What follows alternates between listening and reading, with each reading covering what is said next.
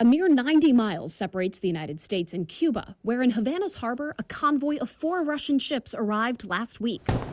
The fleet's 21-gun salute was met with a friendly cannon fire by the Cubans. They're there for military drills in the Caribbean, which were pre-planned. We've been tracking the Russians' plans for this. This is not a surprise. But it's hard to ignore their provocative timing. As the ships pulled into Cuba's harbor, across the world in Italy, G7 leaders were meeting with Ukrainian President Volodymyr Zelensky, who signed a new security agreement with the U.S. Our goal is to strengthen Ukraine's credible defense and deterrence capabilities for the long term.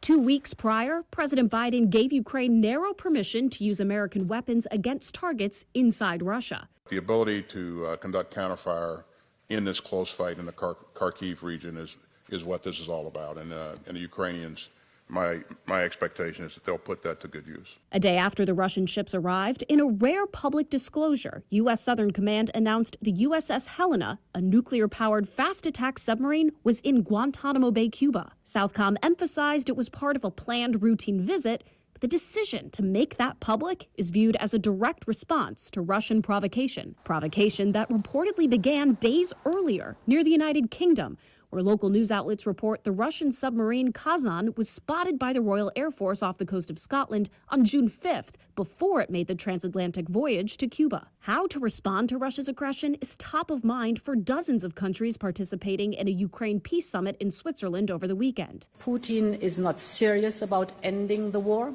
and it is the right of other countries such as the European Union and many other partners across the world to support Ukraine to resist and survive.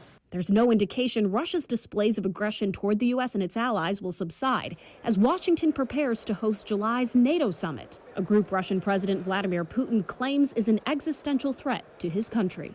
In Washington, I'm Ahtra Elnashar reporting.